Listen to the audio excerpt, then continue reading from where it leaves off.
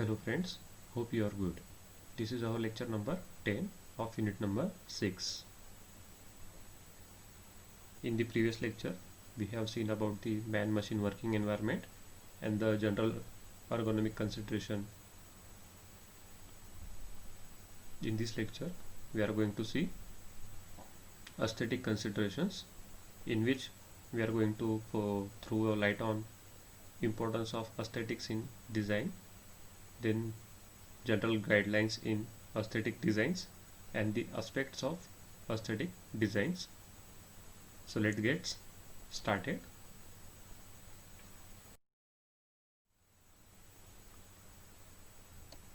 As we know that each product is to be designed to perform a specific function to satisfy the customer. For that purpose, the parameters that are normally considered by customers while selecting the products are functional of performance, running cost, durability, service support available, initial cost, comfort to the user, ability to withstand the adverse conditions, and the important one is the appearance.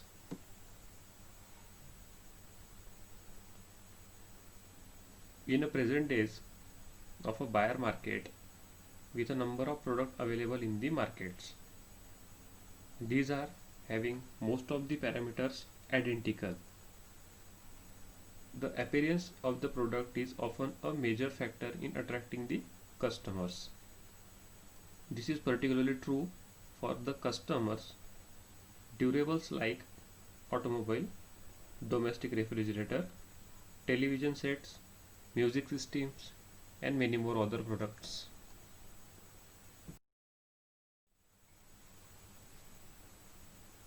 So the aesthetics is defined as a set of principles of appreciation of beauty. It deals with the appearance of the product. Appearance is the outward expression of the product, and it is first communication of the product with the users.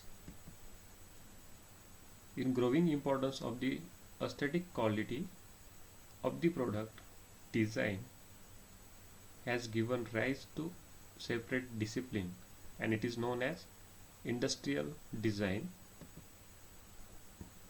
The job of an industrial designer is to create new shapes and forms for the product which are aesthetically appealing.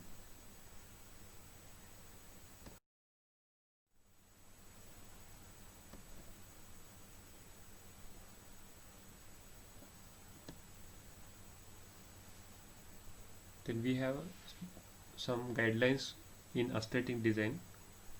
In previous lecture, we have seen about the guidelines for the ergonomic consideration. Similarly, in this lecture, we are going to discuss some guidelines in aesthetic designs, and they are: the appearance should contribute to the performance of that product. For example, aerodynamic shape of a car will have lesser air resistance, resulting in the lesser fuel consumptions. Then the appearance should reflect the following function of that product. For example, the aerodynamic shape of the car indicates the speed. The appearance should reflect the product. For example, robust and heavy appearance of the hydraulic press reflects its strength and rigidity. Then the appearance should not be too much extra cost unless it is prime requirement. The appearance should be achieved by the effective and economical use of that material. And the last one is, appearance should be suitable to environment in which the product is used. So these are some guidelines we have to consider before designing of an aesthetics, or before working on that aesthetic of that component or product.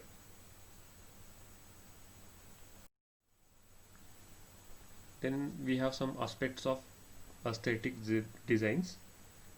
The various aspects of aesthetic designs are discussed below, and they are shapes or forms, symmetry and balance, color, continuity, safety, proportion, contrast, impression and purpose, style, material and surface finish, tolerance and noise.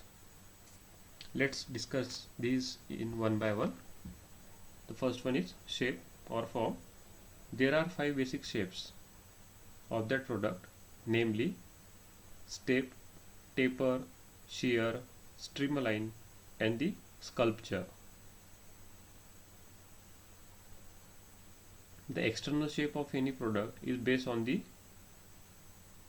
one or combination of these basic shapes. The first one is step form.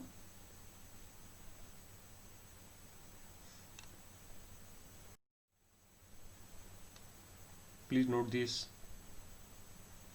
diagram number first, in which you can see that step form is seen. The step form is a stepped structure having vertical accent. It is similar to the shape of a multi-story building. Then we have taper shape. The taper form consists of tapered block or a tapered cylinder. Then we have shear form. The shear form has a square outlook.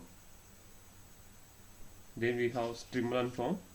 The streamline form has a streamline shape having a smooth flow as seen in automobile and aeroplane structure. Then we have sculpture. The sculpture form consists of ellipsoids, paraboloids and hyperboloids.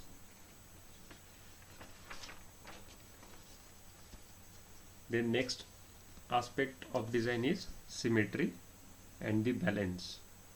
Please refer figure number 2. The most of life forms in the nature are approximately symmetrical about at least axis.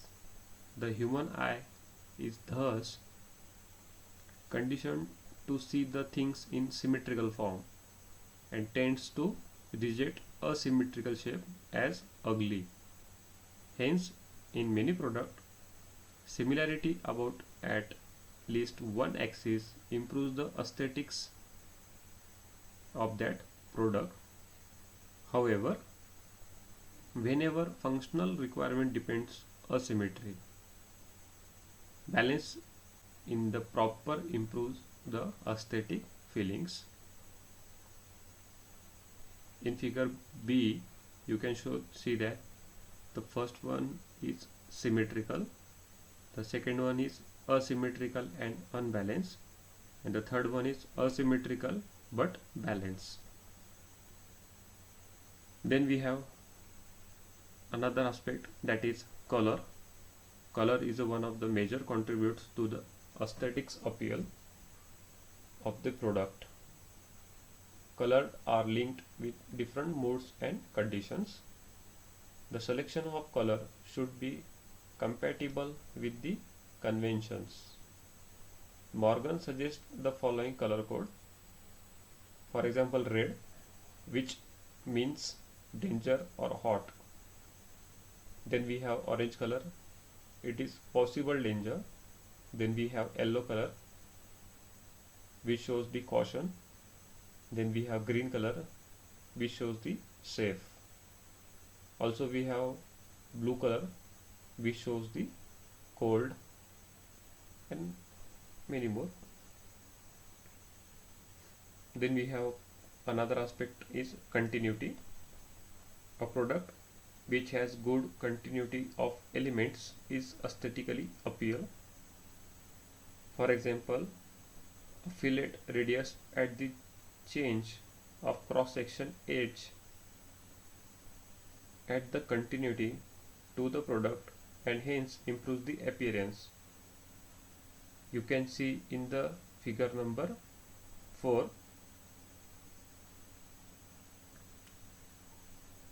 Then we have another aspect is variety. Variety is the particularly useful while marketing of the range of product. The variety relieves the user of that boredom. For example, in a consumer appear, the functional identical products are manufactured in number of variety by a single manufacturer.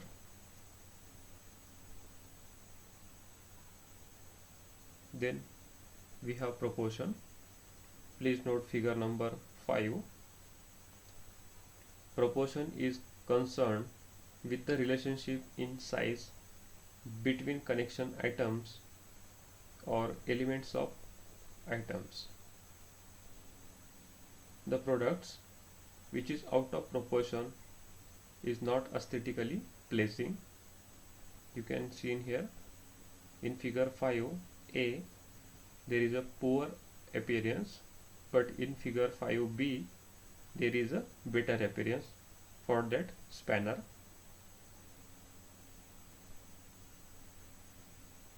Then another aspect we have contrast.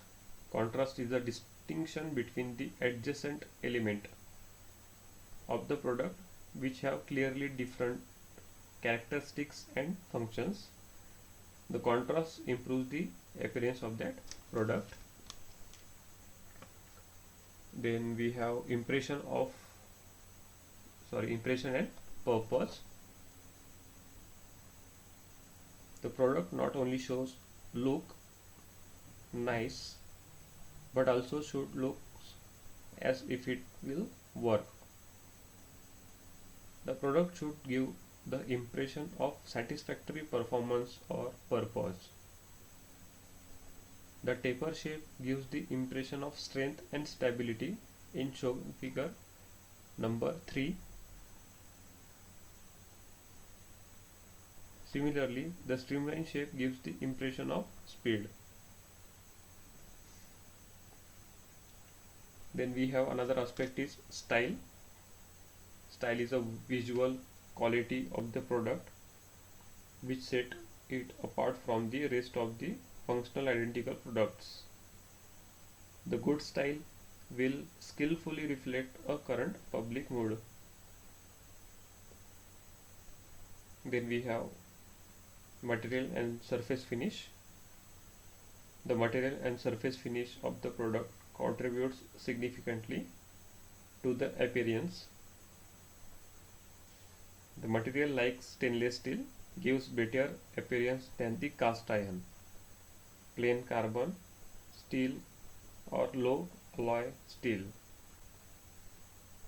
Also the bronze gives richness to the appearance of the product. The product with better surface finish are always aesthetically pleasing. The surface coating processes like spray, ionizing, electroplating, etc. are greatly enhances the aesthetically appeal of the product. Then another aspect is tolerance. The proper tolerancing of the meeting parts improves the aesthetically appeal of the product. And the last aspect of the aesthetic design is noise. The unwanted noise is disturbing and it is suggestive of some malfunctions within the product, and hence it greatly reduces the aesthetic appeal. So these are some aspects we have to consider while designing any product.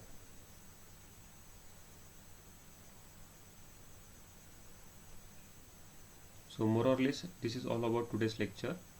In this lecture we have completed our unit number 6. I will provide you all the handwritten notes of this subject very soon. So just keep practicing and ask me any doubts if you have, and put it down into comment section box.